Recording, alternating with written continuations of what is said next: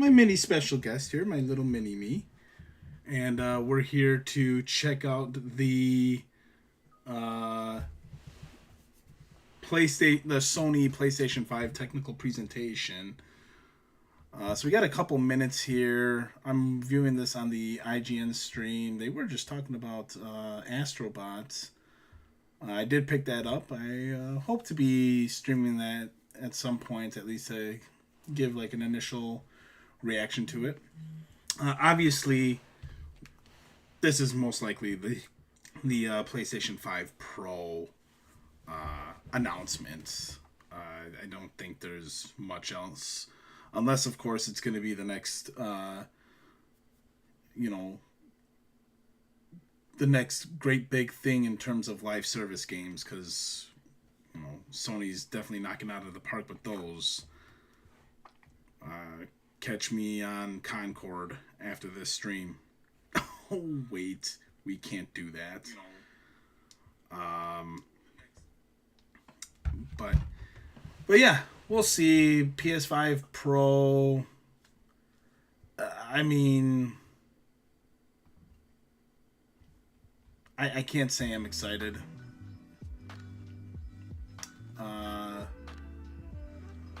I have the benefit of working for a specific retailer, so I could always just, return my existing PS5 at full value towards a PS5 Pro, where I'd pay next to nothing if I really wanted one, but I don't know if I really want one. So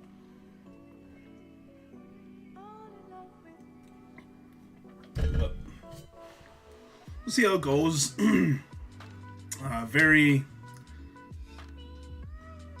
Very interesting couple of weeks for Sony in general. You shut down Concord because it was essentially an abysmal failure. It's about 10 years too late, and nobody wants to play it because of the pre-existing hero shooter live service games that are out there that already have an established fan base. And then they release Astrobot, and it's being heralded as this, the greatest thing that Sony's released in quite some time, with its simplistic gaming formula. And it's quite surprising. There's a developer / publisher that's been doing what Astrobot's done for the better part of 40 years. Their little company, startup company, small studio, maybe you've heard of them, called Nintendo. But we're seeing this with the release of Black Myth and the shutting down of Concord, and Dustborn being another one of these DEI initiatives. We're seeing like this trend of, like, the pendulum is swinging backwards. Like, the community by and large is rejecting wokeness in their video games, rejecting garbage in their video games, as they should. Wukong is now sitting at, like, I think 18 million in sales as of last week. So that'll probably hit 30 million by the end of the year. And I could be off on that. So Sony's going to announce the PS5 Pro, but what's the reason to get it? Is there going to be anything to be excited about? And I don't know if there is. Everything that's to be excited, Stellar Blade, Black Myth, even Astrobot, even though I haven't played it yet, I'm sure I'll enjoy it. It's already out, so why get a PS5 Pro? Well, maybe Sony will tell us right now. So let's see. Pending titles. Hi, I'm Mark Cerny. I'm excited to be here to talk about the newest addition to our console lineup, PlayStation 5 Pro, and how it advances gaming technology. Just jumping right into it. I mean, I'll give him credit with that. What we put in the original PlayStation 5 and how it delivers an exceptional gaming experience. So, when PS5 debuted in 2020, it brought a lot to the table. 8 Zen 2 CPU cores form the brains of PlayStation 5 and enable high-speed complex gameplay, with character counts reaching into the hundreds and frame rates that can be as high as 120 frames a second. PS5 has a powerful RDNA 2 GPU, which can render anything from intricate details to fantastic worlds with vast panoramas to explore. Ray tracing allows for dramatic visual improvements, including reflections off of water or glass, and the realism that comes from real-time global illumination. A custom SSD can load data at Well, Ben seems to be excited. resulting in ultra-fast transitions between game worlds and data streaming rates so high that traversal speeds are essentially unlimited. Okay, I'm working on it. Tempest 3D audio tech brings an unparalleled sense of immersion to the sound of the games. With audio It's so Demon's real, Souls. you may not even need to see the enemies to know exactly where they Eternal. are. Finally, the DualSense controller has haptics that let you feel through your hands what your character is experiencing inside of the game. It's wonderful to see such variety and richness of game experiences. Creators have made amazing use of the hardware capabilities, but when I talk to them, I do hear about their desire for more graphics performance. The dreams of the developers are bigger than can be supported at 60 frames Dana per Carvey second, is coming to and mind that right now leads with to an this guy. aspect of modern gaming that we're all familiar with: graphics modes. It can be a difficult choice for players. Fidelity modes emphasize the visuals, typically through higher resolution rendering. These modes might also have enhanced detail or use more ray tracing. But the games only run at 30 frames per second. The visuals can be choppier and the controls less responsive. Performance modes emphasize frame rate and interactivity, typically choosing to run at 60 frames per second, mainly by reducing the graphical detail until those frame rates can be achieved. When asked to decide on a mode, players are choosing performance about 3/4 of the time. Removing that decision, or at least narrowing that divide, is one of the key targets for PlayStation 5 Pro. We want to give players the graphics that the game creators aspire to, at the high frame rates that players typically prefer. To do that, PS5 Pro substantially improves over PlayStation 5 in 3 ways. Here's what we call the Big 3. First, we made the GPU much larger and increased the speed of the memory it uses. The result is rendering that's up to 45% faster. Second, we made major upgrades to the ray tracing, taking a streamlined and accelerated approach that Now, what allows Spectre always calculation of says, though, is rays that ray at tracing double is or always a even triple the hindrance speeds to of both PlayStation 5. performance and graphical fidelity. And finally, we added custom hardware for machine learning and an AI library called PlayStation Spectral Super Resolution, or PSSR for short. PSSR analyzes the game images pixel by pixel and can add an extraordinary amount of detail, which boosts the effective resolution of the games. Game It creators did are not adding take PS5 long Pro for support to companies new and and developers existing to jump titles. And with the into big 3 AI, involved, that's the for results sure. can be pretty amazing, with graphics showing something like fidelity levels of detail, but at double the frame rate. Here's The Last of Us Part 2 running on PS5 Pro. Gross. It has huge amounts of detail and targets a super smooth 60 frames per second. Still 60 frames though? Let's Like, compare this to the fidelity mode on PS5, which is only running at 30 frames per second and is therefore much choppier. Don't stop! We gotta... This goal of delivering almost fidelity-like graphics at performance frame rates has been achieved for a broad set of titles, including Marvel's Spider-Man 2 and Ratchet & Clank Rift Apart. We can see that PS5 Pro is close to doubling the power of PlayStation 5. Another way to compare the two consoles is to look at PS5 Pro versus Performance mode on PS5, both of which target 60 frames per second. What we see here is a difference in detail. PS5 Pro is much sharper and crisper than PS5. For this, my favorite is the parade scene from Ratchet & Clank. Distant details are much If there are clearer. games that could have supposedly already run at And 120 here we can frames see on Marvel's Spider-Man 2 PlayStation is noticeably higher resolution 5 throughout prior the to the scene, PS5 Pro, including the why trees wouldn't the and focus have procedural been cars. to So overall, pursue some 120 remarkable improvements to frames. the games. On PS5 Pro, we can see increased sharpness to the graphics or smoother and more responsive gameplay. This is the big three showing their value. As you've been seeing, machine learning via the PSSR library is being used quite broadly to add pixel detail and boost frame rate. Like, get rid of the ray But there are as many tracing approaches and as there are game engines. The maybe increase you'll in get raw that GPU 120 power is being 120 especially frames. effective for Horizon Forbidden West. Apart from the detail boost, that extra graphics power is allowing for improvements to lighting and visual effects, as well as to the hair and the skin in cinematics. Open up, guys. Jorv's orders. Good enough for me. Ray tracing is finding broad use Couldn't have as made her well, good-looking, though, huh? particularly when the games are focused on higher frame rates. The faster hardware in PS5 Pro can make a real difference, allowing Gran Turismo 7 to add ray-traced reflections between the cars in gameplay, while continuing to support their targeted 60 frames per second. That boost in ray tracing is also delivering big wins for Hogwarts Legacy, allowing not only for better reflections and a greater variety of reflective surfaces, but also for further realism in the casting of shadows.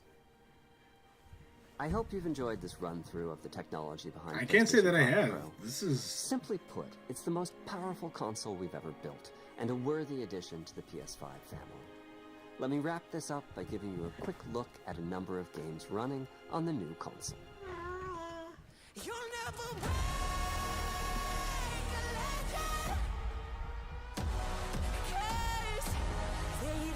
all the leak images were true.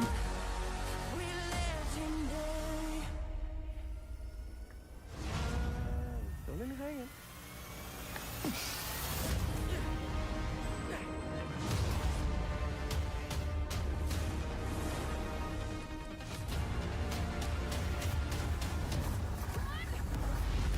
Close your eyes. It'll be worth it. Okay.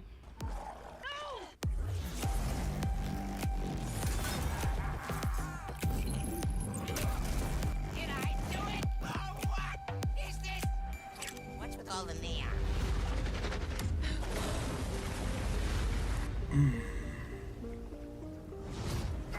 So they've all been PS5 Pro enhanced.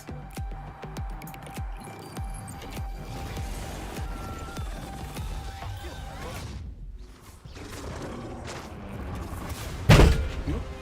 Careful, Ben.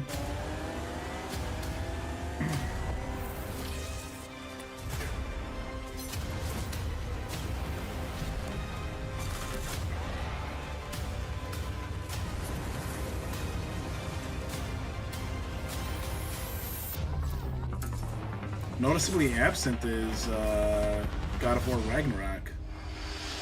Vertical stand sold separately, $700. Available November 7th. Man, I don't know. That's it.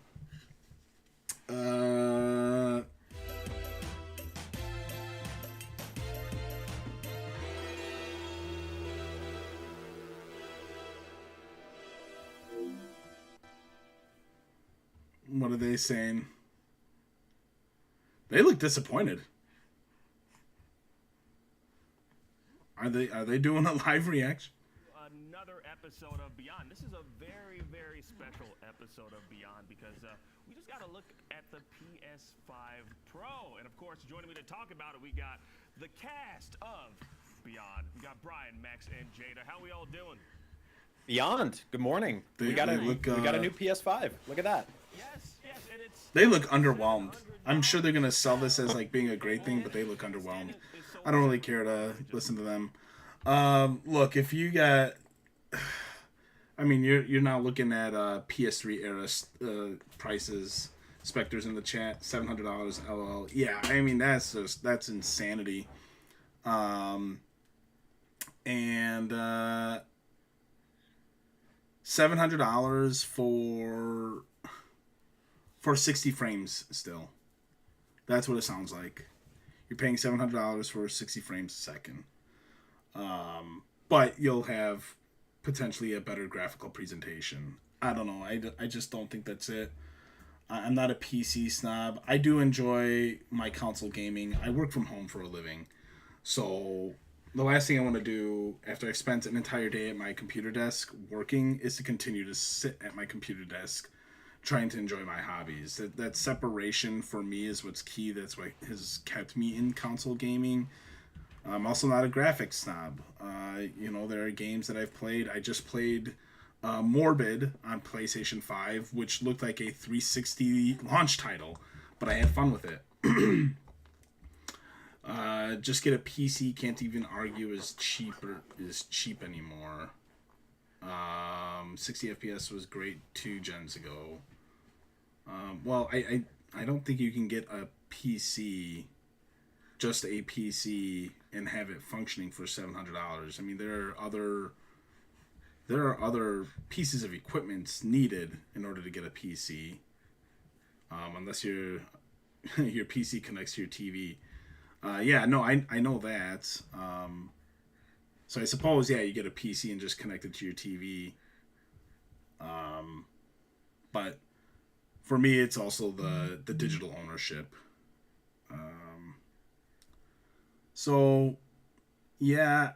I don't know. I don't think I could recommend this, and it just seemed Mark Cerny didn't seem to have any enthusiasm, and maybe that's what's kind of killed it for me too. It's almost like, as much as I can't stand Jeff Keighley, probably should have had him. Probably should have had him been the one to announce this. But yeah, I mean, it's just it's rough. It's rough to justify this at such a high price point. Maybe at that point, maybe you could get a PC for around that same price point. But hell, at that point, even if you had to spend $1,000 on a PC, I'm hard pressed to try to talk you out of that. To be fair, this was a technical presentation, so not meant to be hype. I get that, but you can have it be a technical presentation and still have a little bit of excitement behind it. This was just so, like, I think of like Steve Jobs when he was still running Apple and he was having his Apple presentations. He had at least some type of enthusiasm or some type of way of connecting to his audience.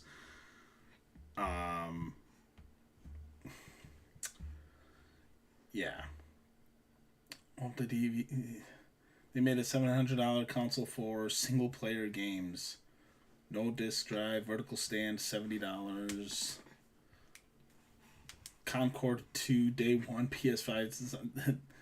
The chat is funny here on IGN at least. I think it's still a 1 terabyte drive still too, which is like, man, you don't even get double the space. You're paying $200. And I'm looking at this on my own 4K monitor. I'm not seeing much of a difference. I guess it looks slightly crisper, like he claims, but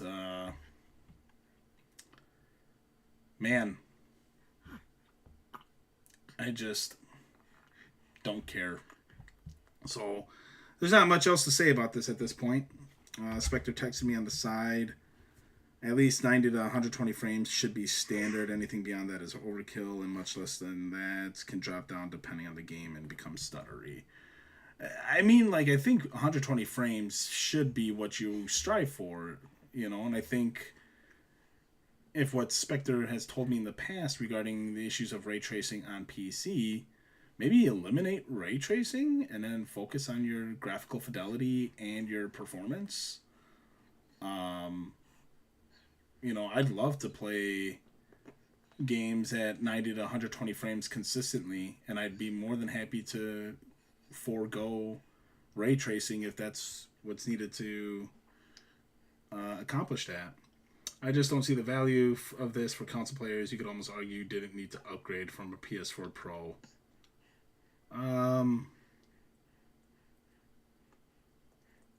maybe. I can't say I necessarily disagree with that. There's certainly, other than the fact of being able to play games like Black Myth or Stellar Blade,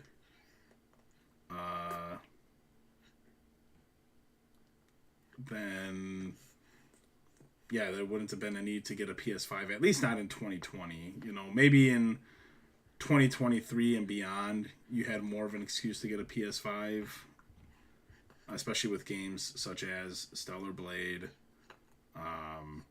Black Myth. Got all these remakes coming out. I like my consoles. I'm hard pressed to try to defend this. I don't even know. If I were to swap my existing PS5, I'm still having to pay $200 for this. I just don't see the value in that. In doing that. So, and what's already gearing up to be an expensive gaming season with various collectibles coming out, things of that nature. It's tough to justify that. Ray tracing is a joke. Most people can't even tell it is on in most games. Yeah, I don't know if I've ever actually played with ray tracing, so I can't say I care about that. Well, for the sake of being redundant, there you go. There's your PS5 Pro presentation. I would have much rather preferred like a state of play where I get a Snake Eater announcement. That would have gotten more excitement out of me. But yeah, I've got to imagine we're in September. Maybe we'll get a state of play towards the end of the month, about upcoming titles from Sony. So stay tuned for that. And that's it. That's your PS5 Pro announcement. I am Rorschach with the Game Reactionists. Don't forget to like, comment, and subscribe. Hit the notification bell so that you are aware of when we upload new content. I know Spectre has started. He's been did they confirm if it has disk drive? I can look that up real quick. I know Spectre's been doing some work with the channel. He's done a little bit of playthrough for the WoW, the newest WoW expansion. Pretty underwhelming for him. And then he started Warhammer 40k. So check out those videos. Let's see, PS5 Pro have disk drive. I would hope at $700 it does.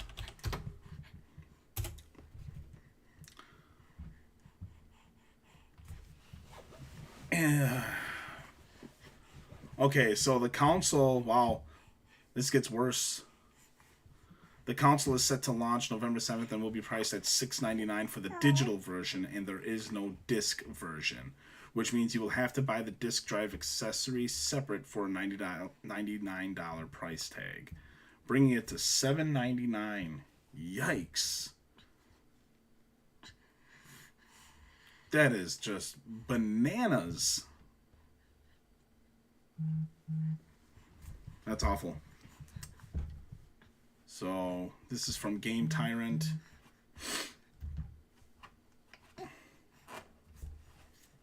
So now we'll have the capability of hitting fidelity 4K at 60 frames.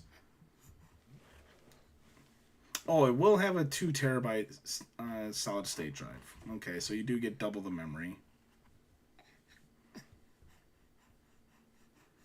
And $800 if you want a disc version. That's a bit much. Well, there you have it. It's separate purchase. LOL, LOL. Yeah. That's rough. That's a bitter pill to swallow. I think they're going backwards here consistently.